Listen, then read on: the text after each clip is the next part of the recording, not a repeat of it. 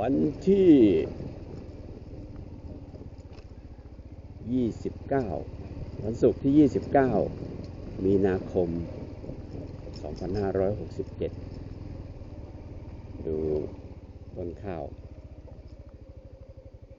นะแตกกอแ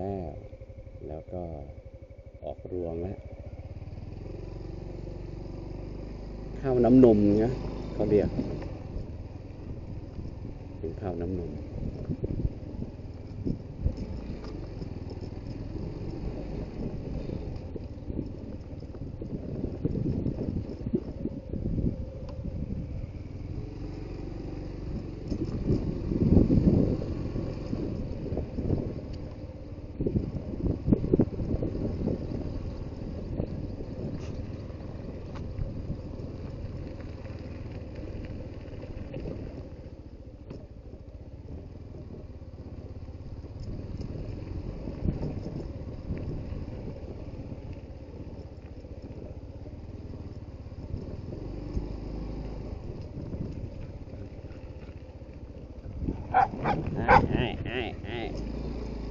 จะร่าเริงเกินไปแล้ว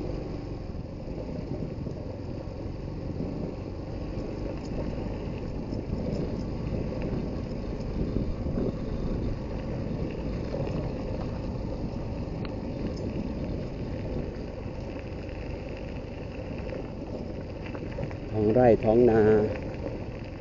นะ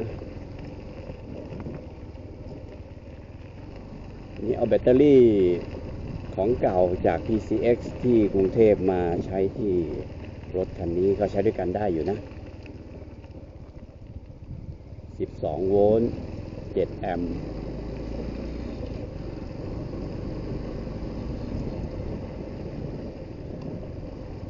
เดี๋ยวลุย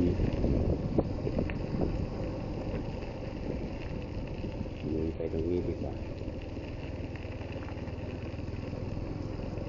มันจะมีพายุฤดูร้อนเข้าเมื่อไม่กี่วันก็เราก็จะได้เห็นว่ามี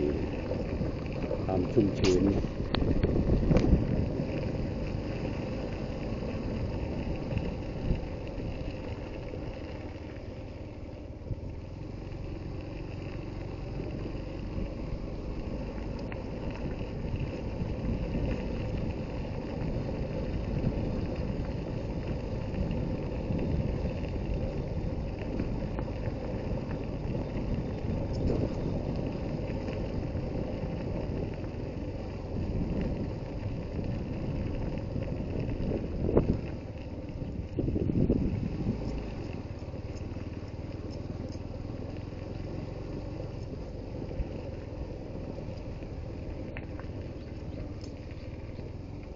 นกอะไร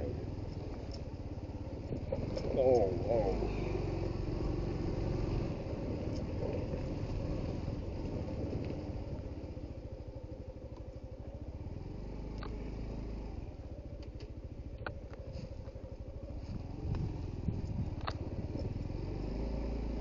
พอไปได้นะไม่ให้รถสกปรกมาก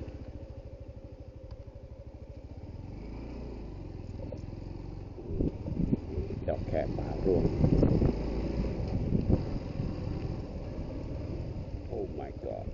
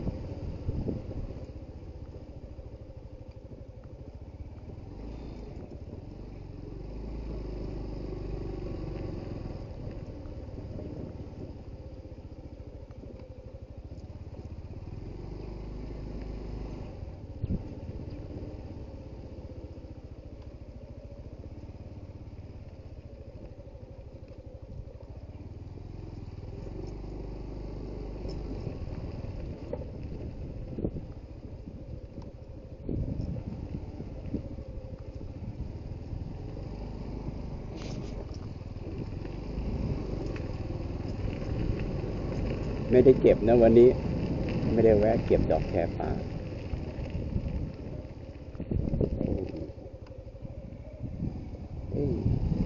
มันก็ตกใช้ได้แล้วเนี่ยมันน้ำมันขังซะขนาดเนี้ยแต่ยังไม่ถึงขั้นว่าทางจะเละทางไหนดี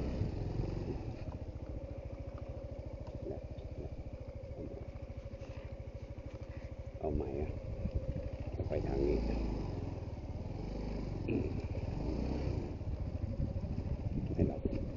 ไม่อยากให้รถมันเลอะเทอะมาก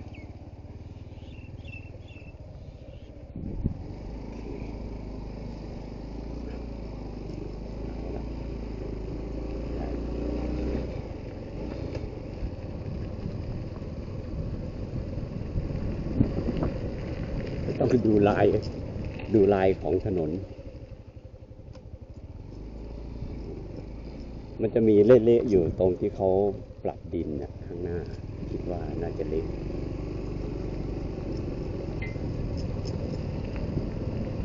คือมันก็อยู่ของมันดีๆนะถนนก็ไปปรับมาเนี่ยมันเละซะเปล่าๆโอ้ยเนาะแล้วก็ขนาดวิ่งกันโอ้นี่ทำประตูเรียบร้อยแล้วนี่รั้วสำเร็จโอ้ยเรียบร้อยโอ้ยเนาะมัวแต่ดูประตูเละแล้ว